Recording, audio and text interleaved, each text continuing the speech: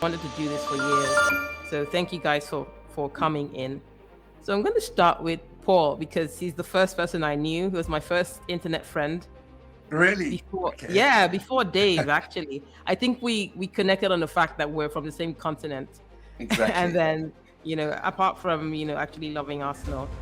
So I have a few questions, and this is maybe the lawyer part of my brain working, but I just want to ask those questions. Yeah. So, and I think these questions have been going on in my head now that we have a new breed of fans. I don't know if you've noticed the younger generation, and I don't want to sound too old, but the younger generation of Arsenal fans aren't as tolerant or as patient as what's the English word when someone has endured pain for a long time.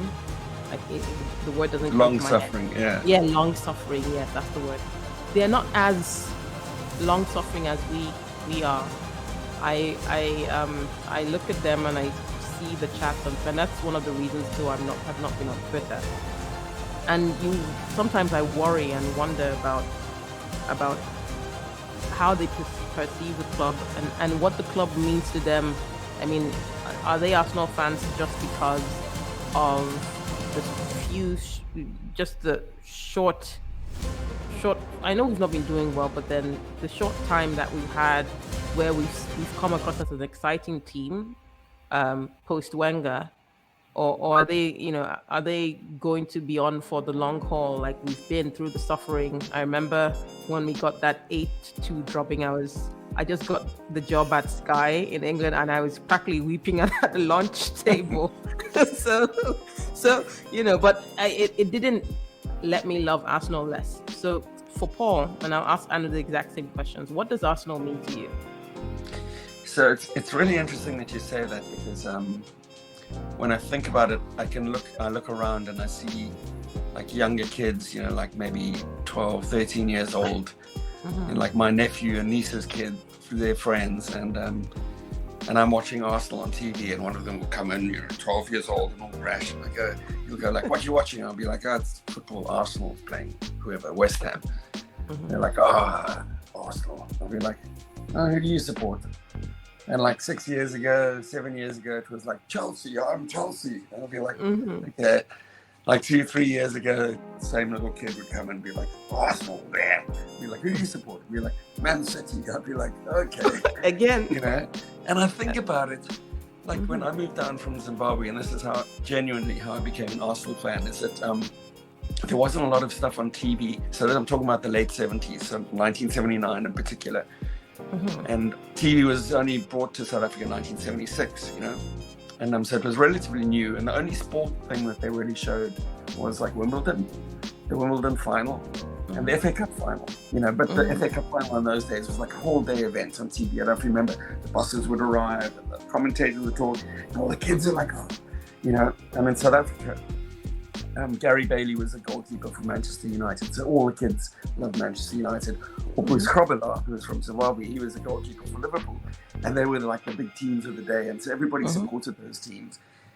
And they both wore red, okay? And I had just come down, I didn't have a team, I didn't have a hat in the ring, and I didn't like the colour red on the team. I just wasn't interested. And the 1979 FA Cup final, I can remember all in Joburg on the street, and all the kids are kicking the soccer ball in the street, and all you think soccer, just for that day. And I'm like, what are the teams playing? And I see the one team in red, it's Manchester United. I'm like, not for me, I don't like red. Who's the other team? And it's in yellow. I'm like, yes, what's that team's name? Like, it's an Arsehole. I said, wait, there's a team called Arsehole? I was like, that's not so good. But I'm going to support it anyway, because they were in yellow. And I supported them, and they won. And I was like, king of the mountain, I was the king of my street. And then I discovered that they were wearing an away shirt anyway, and they were winning normally. But I was like, oh. Anyway, so if they hadn't have won, would I be an Arsenal fan? Do we all start out because we see one team, whether it's a flash in the pan event that they win a game, or whether it's the Invincibles and you just turn on the TV in 2003 and you go like, oh, I like that team, they played well, they won? like, what is it that gets you addicted? If you don't have family, or you don't have, like, where you have to support the team that your family supports, like, if you have the choice, is it so bad that, like, you have to see a team playing beautiful football and winning, and you go, like, I'm gonna pig my, I'm hanging my hat on the hook. Like, I did that in 1979. If we hadn't have won the FA Cup in the 5-minute final, would I be an Arsenal supporter? Probably no. That was it. And then that was it. Since then. So I think the test is going to be for these kids that you're talking about today that feel entitled, and they demand and they expect all this kind of success. I feel like the test will be for, like, the Chelsea fans not their shit again. Like the 12-year-olds, like when you're 22. Are you still a Chelsea fan? Now that you've got Mudryk, like can't flailing all over the face. Yeah, so that's the test. It's like, we only know that because we've had these great periods followed by these really, like, long, like Liverpool fans, they had these 20 years of, like, really, like, struggling, and now it's their time again. And it may be brief, it's 4 or 5 years, and maybe they're on the slump, but for the longest time, they were they supported a team that wasn't winning. United fans have had to do that since Ferguson. They're no longer the top team. So that's the test, really, and I think everybody has to go through that. And you can see the plastic fans are the ones that just feel that they can skip from one team to another, from one winning team to another. Does that make sense? Yeah. So you kind of answered two questions in one go, because I also wanted to ask how you became an Arsenal fan. But you would be surprised that I didn't pick Arsenal because we're winning. No, I actually watched my first Arsenal match because Kanu was just got bought by Arsenal, right? I'm a Nigerian, and he's our football hero, one of our football heroes. But then the thing is, he didn't quite start. I can't remember the match because I think it was about 14 or 15 then. I can't remember the match, but he didn't quite start. But then, when the players line up and, they're going through the faces and showing you the faces, and my eyes fell on Henry, and that was the end with his big head. That was I don't know. Like, the only other person I wanted to marry apart from Henry was, I think, Michael Jackson. I wanted to marry him until I was 13, and I realized, no, you don't want to marry him. But then Henry just was the, and then, after I started to look at the way we played under Wenger, that just got me hooked. I mean, the person I fell in love with first was Henry, just because I don't know what it was about the guy. I just fell in love, and then, like, okay, I have to support the team that this dude is playing for, irrespective of whether Kanu signed or not. And then I saw the kind of football that we played, and that just, that was the end. Why football? Can I ask you that? Why were you watching football in the first place? I mean, I know Nigeria is a football nation, and my dad played football in uni. Okay. I never played football, the sport. I played basketball for the longest time, but it's almost like, I think for Nigeria is like the Brazil of Africa when you talk about the love for football. So it's I don't know how it is, Anu, in India with cricket. It's cricket. Cricket. Because it's almost like it's reflex. In Nigeria, if you open your mouth and say I don't like football, people are gonna look at you like you're weird. Like, what? You don't like football? But Anu, though, for you, what does Arsenal mean to you, and when did you become an Arsenal fan? It was an Arsenal Man United draw in 2003. This was the season pre-Invincibles. Okay. And I like, similar to what Paul was saying of how, like, the only games that were available was the FA Cup final, and post or pre-Invincibles. Pre-Invincibles, yeah. So in India, they started broadcasting football a lot more. Because obviously growing up, it was cricket and tennis. Those were like the two big, and cricket obviously, because my generation grew up with Sachin Tendulkar and the great Rahul Dravid and Saurav Ganguly, and like the great Indian team of that time, which actually didn't win anything that it should have won, definitely. But like, cricket was the big force, and that's what I grew up with.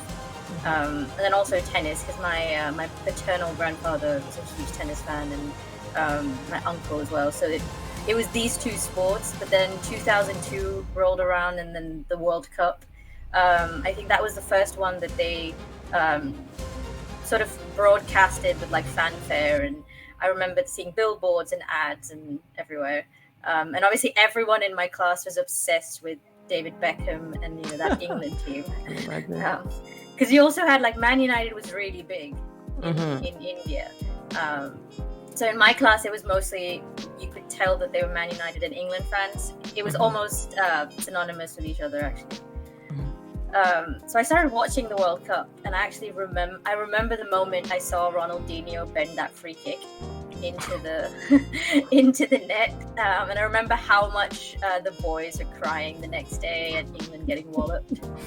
But I remember because it was the monsoons, I'd just come from school and it was raining, and I refused to change into like normal clothes, just because I was like, there was something on screen, and I was like, there's something keeping me to the screen.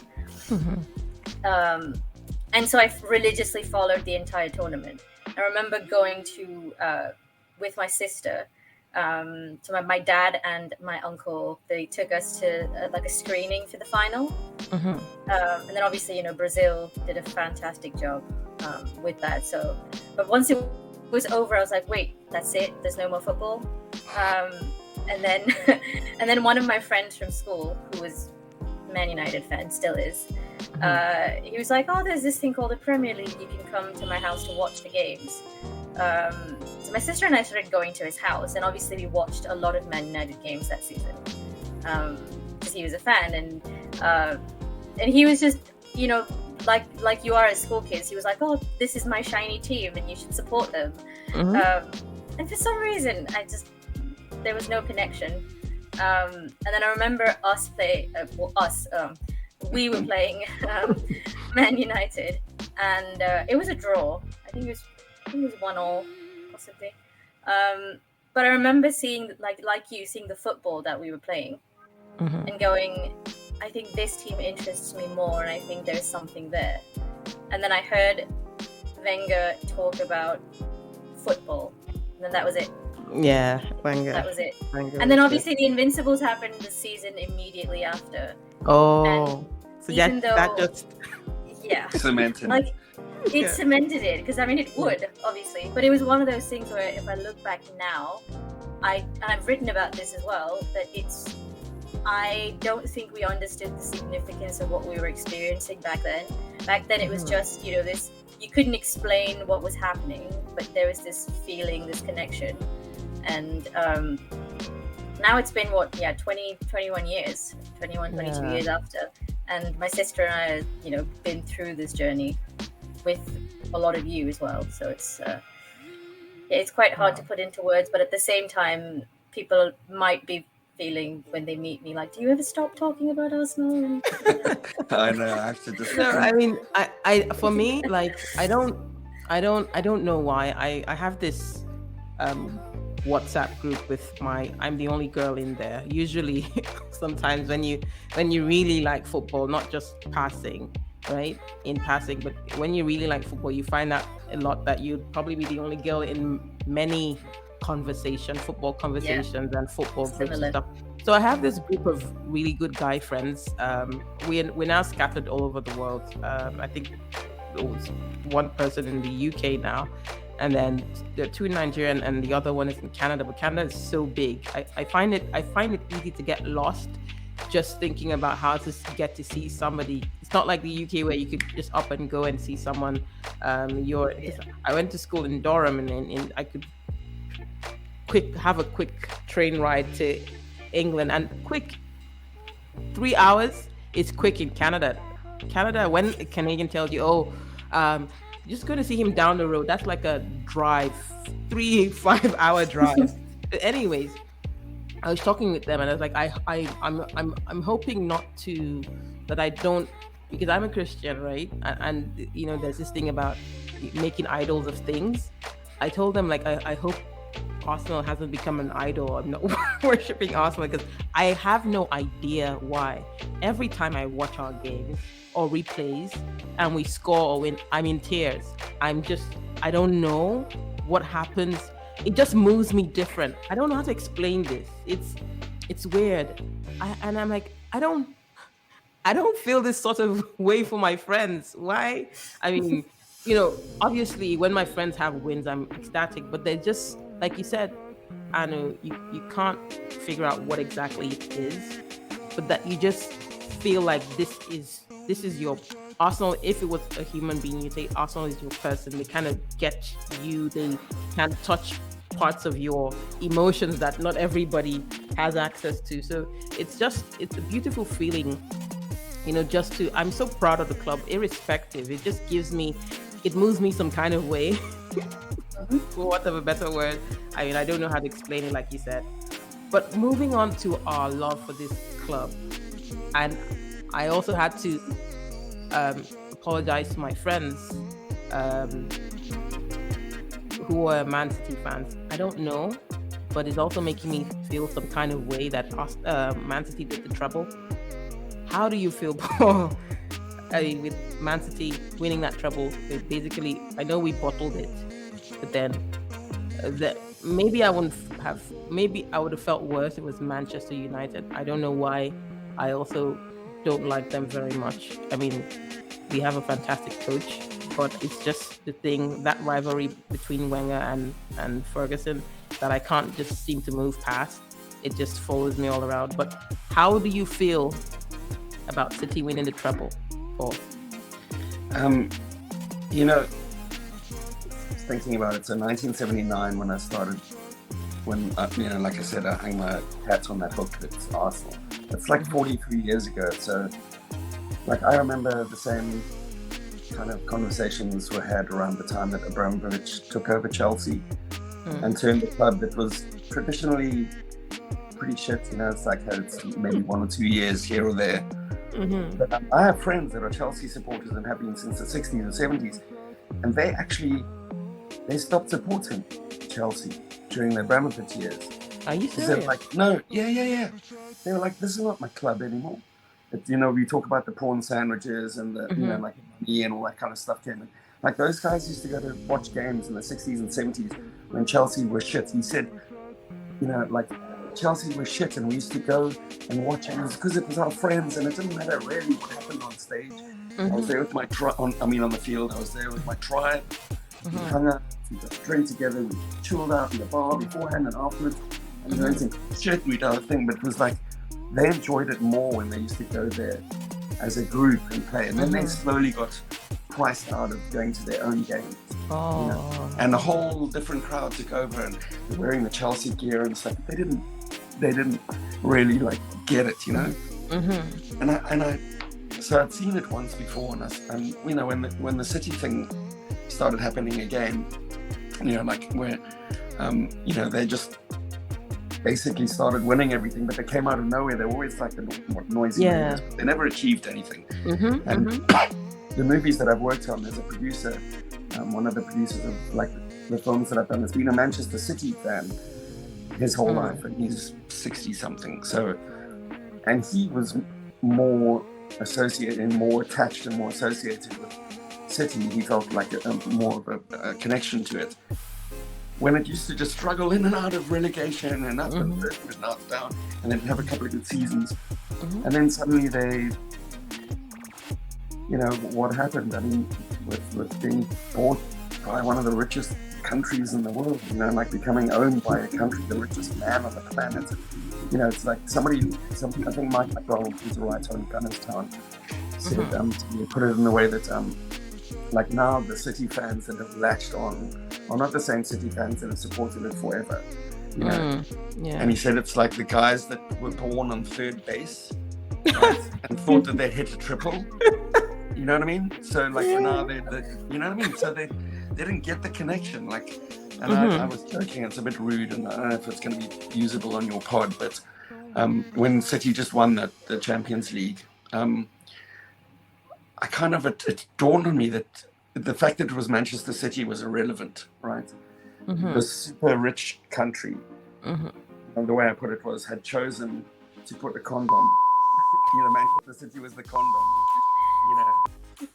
And Abu Dhabi is the member that is just fucking up football. They just happen to be the condom that is, on. It could have been Newcastle, it could have been Convenience, or it could have been Wolves or Aston Villa, or whatever. It just happens to be Manchester City. So these guys just suddenly decided to put you on the end of their cannon, and ram it, into everybody else's face. And now you think you're important. Yeah. I mean, it's almost like football's been bought. It's almost like it's, and I tell people that it's almost like, okay, so I like to play in my downtime when I don't want to do work where I think too much. I would put on my Xbox and play. But that thing, I don't know if you guys have played FIFA before, where you get a club, right, and you just your joy is in the ups and the downs, and then immediately you start to kind of win stuff, and then you start to get lots of money, and then you can buy any player you want. It loses the appeal. You're just like, oh, whatever, I need to move somewhere else and win something, because you stop to feel that connection, the growth and the work that's put in. And I hope, and that's another thing that puts me off with this new breed of fans that we have, where they want some rich dude to come and splash money all over the place, which also brings, I'll ask Anu about the trouble, but which would kind of take us into the fourth question. And I'm, for all the other people I have lined up for interviews, still be asking them this question, because I just want to kind of delve into the mind of fans who've been here for a while, not the, like Paul said, plastic fans. The thing is, well, they don't have to be plastic, but just recent, recent fans. The thing is, as much as I want us to do good business, right, I'm also and maybe people say it's my because I when I was practicing law in Nigeria, I was working in finance. So we also had to deal with numbers, the profits and the losses, and how you would basically keep a business afloat, right? And if we had to do mergers and stuff, we had to look at the books of the company and see if this was a viable business to buy or to merge with or whatever, right? You find people who just say, spend, do this and do that. These guys are spending. And I'm thinking to myself, for all the class that Arsenal has, most of it rests on the fact that Wenger and whoever else was on the board with him ran Arsenal as a business, not as a plaything, right? Or as some rich man's plaything. So I tell people, yes, I wanted to spend money, but it has to be done sensibly. And I have this inside joke with my friends where I said, I think Edu should make me assistant negotiator, because I really don't know why he's not selling properly. I remember when working, the general counsel will put me on teams where they had to figure out how to make a hard sell. So I'm like, I have these skills. This dude should get me, because I don't know why we're selling. And I've been beating myself over I don't want to, go into too much of that. If they're giving us prices for players who have 1 year left on their contracts, they're giving us this sort of prices. Why can't we, because we're not pushed to sell at this point. We're not looking for money per se. So I think, we should be doing better work at selling our players. But Anu, yes. Yeah. How do you feel about City and this treble thing? Paul has given us his mind. I think it's one of those things that I've thought about extensively, as you do when when you're a football fan and it's an obsession in a way, and it takes over so much of your life as well. Because I was talking to someone about how my year is decided around the schedule of the Premier League and when Arsenal are playing, and I'm not going to be available to do things on weekends when we're playing, and people in my family get it. And I've spoken extensively on Twitter this year about how I've missed seeing this season as part of the Boston Gooners, who, like this big family. But instead, I was able to share this season with my parents, who've also sort of been peripheral Arsenal fans. I mean, they can't avoid the club, given that both their daughters are like such big fans. But like, this was the first season my dad was like, "Oh, I really like the away jersey, the black and gold, and I want one for myself." Yeah, and it ended up being a lucky jersey for so long, up until the Man City match. I was there for that. Yeah. You were there in that stadium. Oh my God! Man. You know what? I sorry for butting in, Anu, but Yeah, no worries. I actually have stopped, to be fair, and when I put this on YouTube, I hope fans don't come for me, but I stopped watching games. Why? I make do with watching the highlights, because I find that I don't want to die in the. That's how emotionally connected I am. When there's a wrong, like I end up having migraines after matches. Like, I'm having palpitations, especially when we're losing. It spoils my entire week. And yes, I love Arsenal, but it's not like the only thing in my life right now. Yeah. So I told myself, you know what? There has to be a balance. When we're playing games that I think we should be winning, I would watch that. When we're playing really tough teams, I'm like, my phone. Where's my phone? My phone is like halfway. My phone is like, I'm working because of the time difference. I'm working, and then I have my phone on vibrate. I'm like, okay, what's the game like? And once I see that maybe we're 2 goals down, I just, like the Aston Villa or Bournemouth match. I just put it on silent and put my phone down, and I can't deal with this. I was visibly. I'm like, how? I'm sure the players who are playing don't even feel this way. So I might as well just save myself. My little brother and sister are without a mom now. I need to be alive to take care of them. But Anna, yes, please keep going. No, so I think when it's an obsession to this extent. I don't even think obsession is the right word. But you end up thinking about it a lot, and I think I'm also a fixation. And again, a fixation. Yeah, thank you, Paul. That's the right word. And obviously, because I'm a writer, a lot of the ways in which I make sense of what I'm feeling or thinking or experiences is through words. So, I have obviously my relationship to the game and to the club has changed over the years. And because when we started supporting, it was Arsene Wenger, and then he was there for so long, so that after he left, it felt like a void. It felt, like, what now?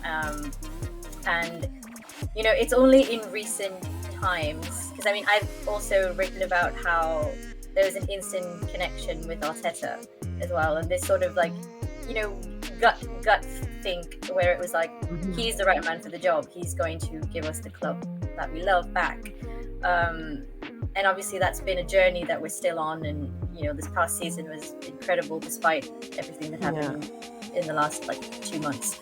But I think one of the things that has definitely changed for me is that the more I care about the club, the less I seem to care about top flight league, domestic football, or just European football. And it seems like it should be, it's a contradiction, but there's just so much money at the top of the game, at the top of the European game, and there are still obviously there's always going to be that sort of excitement and last minute things happening and surprise results and everything that we love about the game. But there's also, to a large extent, just this sort of sterile perfection, I think, which is taking me further and further away, while I get even more invested in Arsenal, if that makes sense. And I think Man City winning the treble, I felt very far removed. As soon as the whole league thing was done, we knew that it's one of those things that we're not going to. I don't think anyone expected us to do it anyway, but it was also that thing of, for so long we were right there, we were right up there, and there was this investment. But once that was done, it was almost more of not just a formality, but it was just like I felt very far removed from it.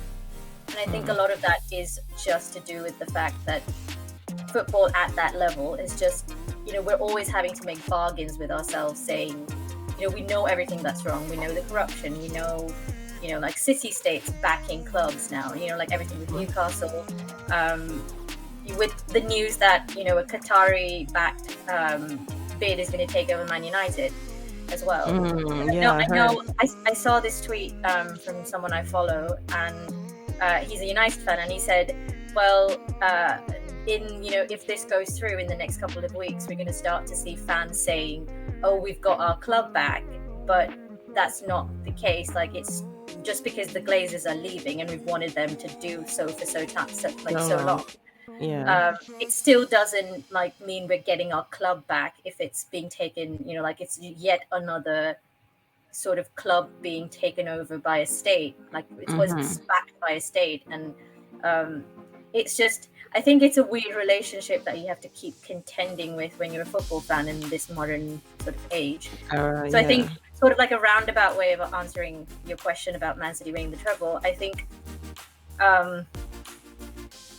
it's just one of it's definitely if you're a Man City fan, obviously, and especially if you've been there for a long time, before all the money came in and before Abu Dhabi, it's obviously great to be like, okay, we've finally done it.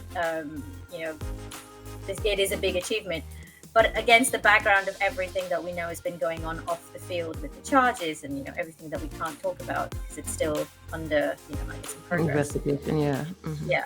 So it's always going to have a sort of asterisk and a sort of caveat when we think about it, I think. And it's a shame just because, some of the football that they play and they've had the backing, unlimited financial, everything. And, but a lot of the football that they've played has been great. And it's a shame that it can't be appreciated because of everything around Everything surrounding, yeah. And the funny thing, it's actually Chelsea that are spending they're owned by some Qatari. That's just Chelsea. I mean, yeah, they've been lost really since Putin invaded the Ukraine, basically, because Abramovich got kicked out, sanctions. Yeah, it's like a rudderless ship, and really, it's almost like of an oligarch that kept them on track. Let's face it. The dude from the US is almost like he's doing it where people I've never been to the US, but then I hear that everything is twice its size because Canada tilts more towards acting out like the UK, so we're kind of sane in our sizes. Yeah, they're not but it's like everything's bigger in the US. I'm gonna do whatever I like, just buy. This is very splashy. Yeah, it's just weird. You'd think that it's the Qatari people who do that, but anywho. Yeah.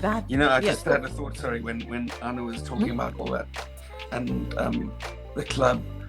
And you and I know, Rob, so when we first I need to put on my lights. It's just weird that it's dark here. When we first hooked up, which is 11, 12 years ago,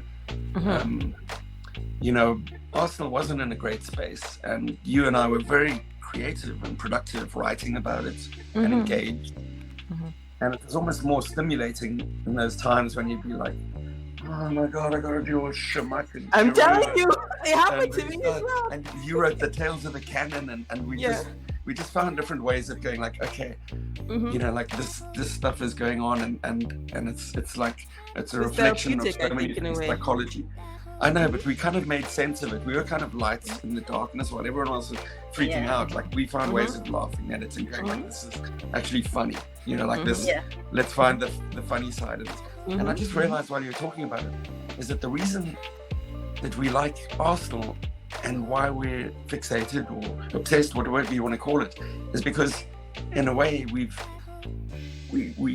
identified with the personality or what a club's personality is, and we've allowed and we've been attracted to that because it echoes something or mirrors something inside of us, and so we project onto that club. We give permission for that club to be our avatar in this space, in this football space.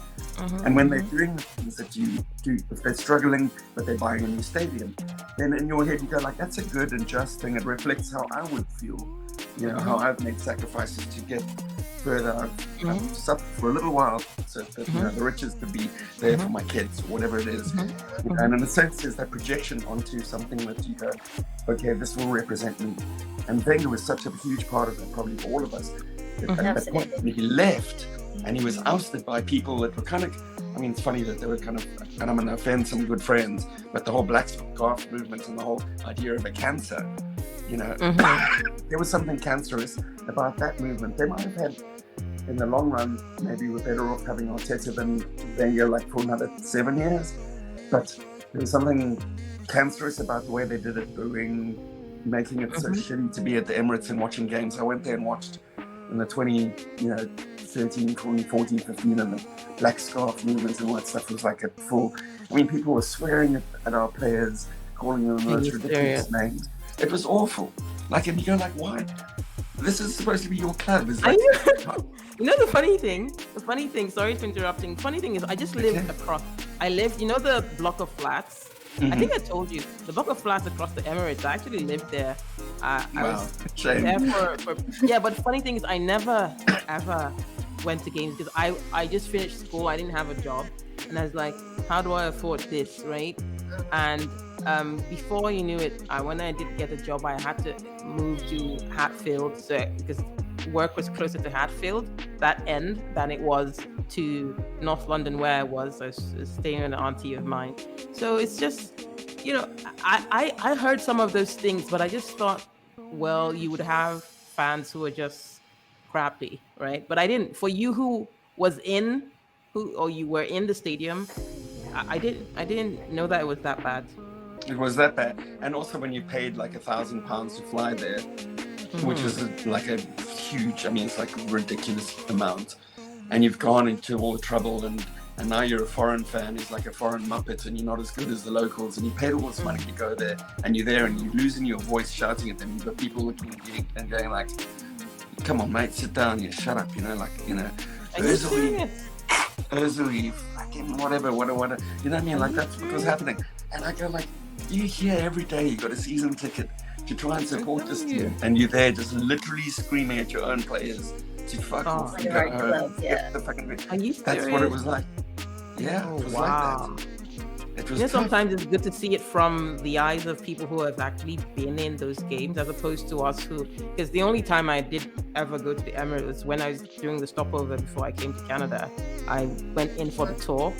And I was just basically bawling my eyes out. It's almost like a spiritual experience. Like, definitely. Like a pilgrimage. Yeah. It's just like I had goosebumps. Like my hair stood. I'm like, what's going on? Why am I feeling? I haven't felt this way in church. What's going on? I didn't feel like this. But it was amazing. I can never forget that moment. But I'm like, I can only imagine games. So in my head. But having to hear Paul saying games were like so toxic, I think I now get the point Arteta was trying to make, where he was like, you know, the atmosphere became so toxic. Oh, I see it now. Oh, wow. And also because like by the time you came, because like Paul's talking about, because I was still in the UK till like mid 2020, like 2012. And even though I studied in the Northwest, I still, you know, found enough time to go to games. And my sister was in Birmingham, like studying in Birmingham at that time. That's what I was saying. I asked you if you were in the UK. You said you were in the US. I was in the US, like most recently. Yeah. Okay. I was like, I know that I was in the UK with. I know at some point, like we were in the same window because I was there. That was just 2000. No, I was 2008 to 2012. Oh, that okay. was, and I was in this small 16th century market town in Lancashire, where my uni was. Okay. I was in Durham. I was up in Durham, up north. Yeah. So everyone around me was anyone. It was anyone but Arsenal, obviously, because there's so many. Like, you know, there was also Bolton and Wigan and Blackburn and. I had Sunderland. Sunderland was a Newcastle. Those are the teams. Yeah. So I think everyone in like all the like bar staff and bartenders and everyone in town, like in all the pubs, they knew that there were like a very small bunch of Arsenal fans, and I was one of them. And they always used to like save me a place at the bar where they'd be like, "Oh, we can protect you if you whatever." It was sweet, but like I still found time to go down to games eventually, like during like Easter break and things like that. And that 2011-2012 season, when Van Persie, no, don't talk about that. Almost should not be named. The whole thing about that. that entire season, we ended up going to quite a few games. And we were actually, my sister and I were there when Henry like came back. We weren't there for the Leeds game, but we were there for the Blackburn victory. And he came on for 15 minutes, and it was amazing. It was snowing, and we were there, and it felt magical. But that was the February 2012 was the last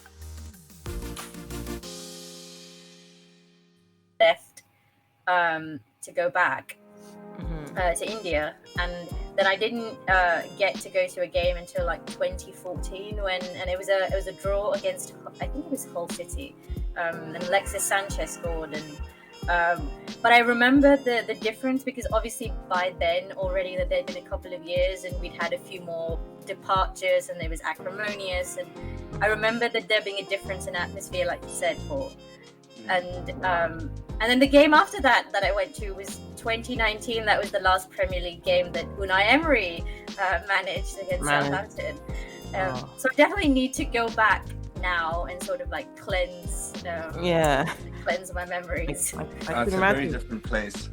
Honestly, it's almost like a manifestation of Wenger's kind of dream, because the Emirates, the Emirates, it's massive and kind of foreboding. And when it was empty, and even now, I mean, even like a year ago when I went, there's still little pockets that are like noisy and rowdy and invested. But if you've got like your single ticket and you happen to be in the nosebleed sections at the top of the West Stand or something, you can be sitting among a bunch of people who've got season tickets, and you're lucky if they even go Red Army or Arsenal. Like literally, you can lose your voice and nobody in your row or the rows 5 ahead of you or behind you are even singing. At all. Like, what are you here for? Like exactly. Like, as a fan, there's only one way you can really affect a game, right? You can't do the team selection. You can't convince the manager to make your pick. You can't do whatever. You can go on that field and you can lift. Like when Saliba was responsible for that goal, remember? There was a choice when the fans decided we're gonna forgive and lift this player up. Even the one, and that's Gabriel and you as a fan, you can make a difference. I mean, that opportunity. Why wouldn't you? Exactly. Why wouldn't you? I mean, it's. Anywho, I mean, we could stay here all day, but I had in my mind, I was like 30 minutes, but I knew deep down I was kidding myself. But too few. When it's Arsenal, we could go for forever. But finally though, and because I'm gonna just put it in one question, because if I did the whole gamut, we wouldn't go home. But now that there's been talk about us in the markets getting Rice, and then there's also talk about getting Kai Havertz, and then there's talk about Gundogan and Caicedo. What do you think we can reasonably spend?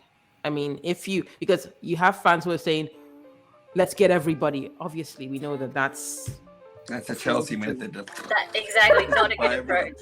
That's a bold dream. So if you had, and I figure we might have like maybe 200 million to spend, let's just say 200 million, because that's, I mean, for Arsenal, that's a lot of money, but then we're not Chelsea, we're not Newcastle, we're not Man City. So usually what we hear is that we have a ballpark of 200 million. So if you had that in your pocket, obviously you can't get everybody. So who would you, with all these names that we've been, at least in the midfield, right?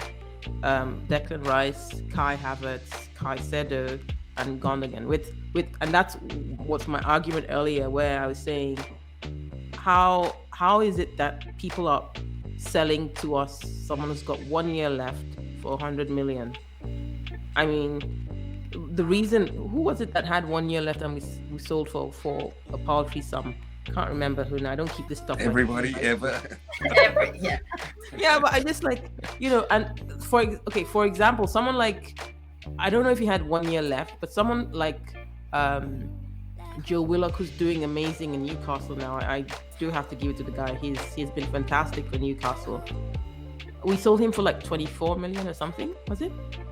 20 something it's million. Not bad. I mean, considering his age and considering he was younger, right? We sold Bernd Leno to Fulham for 5 million or whatever. Don't even talk about that. Let's just leave that alone. Put it right there. Okay, let's leave that alone. But I'm looking at like solid. Well, we didn't rate him like that at Arsenal. We knew he was good, but he didn't play this good. Sorry. That's less than I think we sold Carl Jenkinson for. I mean, I love. We haven't been the best with our outgoings in the way. Yeah, that's why I need Edu to employ me. This is a public plea to Edu. You need a ruthless negotiator. I'll dust up my law certificate. We need to get. She's in the top left corner there. She's all yours. If you, so starting with Paul, 200 million, Rice, Caicedo, Gundogan, and I hear that there's also talk about there's some dude that they're talking about now. I was watching Robbie's interview with James, and they're talking about some other Spanish player dude. I can't remember his name. So with 200 million, who would you be getting reasonably, considering that West Ham is telling us 100 million for Rice, which I really don't think he's worth that with 1 year left. If he had like 2-3 years, okay, right? But 1 year left, 100 million, I wouldn't pay that. Anyway. I'm going to make a confession here. I think people that know me probably know this already, but I edit a lot of posts for like really invested Gooners that are into like the transfer market, and Mike McDonald. He's scouting players, he talks about people long before I've ever heard of Caicedo or Xavi Simons or Wahi or all those kind of he's already told us who we should be buying like a year ahead, and he's generally pretty close. I gotta tell you that like that side of it really doesn't. I actually am more invested in players that I've grown to love, that I feel are part of my family, like the Balligans or Charlie Patino or those guys. I get a genuine liking for them because they're already one of our own. Yeah, and like Eddie. Them to succeed, Eddie and Tucker. Reece Nelson. In fact, I was so happy when he renewed. I was like, yes, that was. It felt like a new signing to me. But every time I hear about a Declan Rice or whatever, I'm like, but wait, you're displacing like Emil Smith Rowe, or you're getting rid of Granit Xhaka, who I feel is just starting to come into his own. And like we're going to get rid of him already. It's like, and that annoys me because then. Sorry, one second. So I watched the Champions League final, and there's Dzeko, and Giroud has been in the semi-finals, and there's all these people that are like, oh man, got rid of him 8-9 years ago because they were too old and whatever. Those are playing the World Cup finals. They're playing. I mean, you've got Mkhitaryan, you've got all these people that like we've written off 6 or 7 years ago are the ones playing in the Champions League final and the World Cup final, and Modric and these people, they're in their 30s, and they're like we're so ready to discard. Oh, Xhaka's already 28. Let's get rid of him or whatever. You know what I mean? It's like really. Giroud, I was so sad when he left, and he went to Chelsea and he ripped it up, and he went to like AC Milan, he ripped it up for them. It's like that entire situation with him, like the way it happened and the way he had to go to it broke. It wasn't done properly. Horrible. And then he goes and they beat us in the Europa League final, and he's in the bus and he scored the winner and everything, and I'm like, I literally love this guy. I loved him. I would have, if Giroud was like, I loved everything about him. I loved how he was just. But what if it's Xhaka that says he wanted to go? Because to be fair, because we don't know what's going on behind closed doors. We have no idea. Yeah. Exactly. So that was my final point. with Yeah, no, go with ahead, transfer Paul. seasons is like I Yeah. don't really care. I'm not a Rice fan. He's never stimulated me when I've watched him in the last 5 years. I'm not thought, shit, I want that player. The one person I have thought I want that player is Conte. When he was still with Leicester, I was like, that's the player. I'm in love with that guy. And he left and he was Chelsea, and I learned to hate him, but I still love him watching him in France. But I just trust that Arteta will do the right thing, because I really, this whole transfer thing it's not my vibe. I'm really not into it. I'm not into how people become commodities and you talk about players and you start to belittle them and undervalue them and to suit some kind of agenda, ageism or whatever it is. I'm really not a fan of it. So I kind of just switch off and I don't partake. So I'm not the right person to ask. With 200 million. No, I'm not. I was like, going to say the same. And let's see what we can do with what we've got. No, I'm actually the same as well. Like you picked a good duo, to be fair. But I'm the same as Paul. Like the transfer window is something that has never really interested me, as I'm not as invested. I'm really not. For me, a lot of the things that once the season ends, it's a question of, I think it's also because we're so invested during the season, I personally also need this time off to just mentally reset and get ready for the season ahead. And it's just the transfer dealings and rumors and things like that. I always have certain words on mute during the summer because I cannot be bothered dealing with speculation. And for me, it's once it's on Arsenal.com and once we're introduced to the player we've signed, then I'll get behind them and then I'll support them. And I think right now, because I retweeted something that Michael Kishane posted earlier, and I do agree with him. It's just I trust that there is a plan, and I trust that they have, backup plans and, everything in place. And it's just, I will be invested once it's revealed what that plan is. And once we have all wearing the the shirt on January the 1st or August the 15th, whatever it is. Yeah, exactly. Right? Exactly. Yeah, absolutely. Once they're on that perfect green pitch and with the beautiful red stands and seats behind with that I think I like number. This, exactly. You can be my avatar for the next 9-10 months. I like this. This state of mind. It's also less stressful because I know that I was a little pissed when we didn't get Mudryk, considering all the hype and fanfare and all of that. But I think it also keeps you sane, just staying out of the market. But obviously, that for some fans, this is what they live for. This is what they live for. I mean, it's been amazing talking to you guys. I didn't know that we're going to talk this long, but I mean, this is the best. These are the best. You guys have been the best visitors yet. So let's see how. I'm sure I'm gonna bother Paul's DMs and figure out how to get this thing edited and sorted going forward, because I just know how to do it on Spotify. I had tested it with the customer service and they said it was going to be fine until today when it crapped all over the place. Anywho, thank you so much. This has been, I would love to do this anyway, despite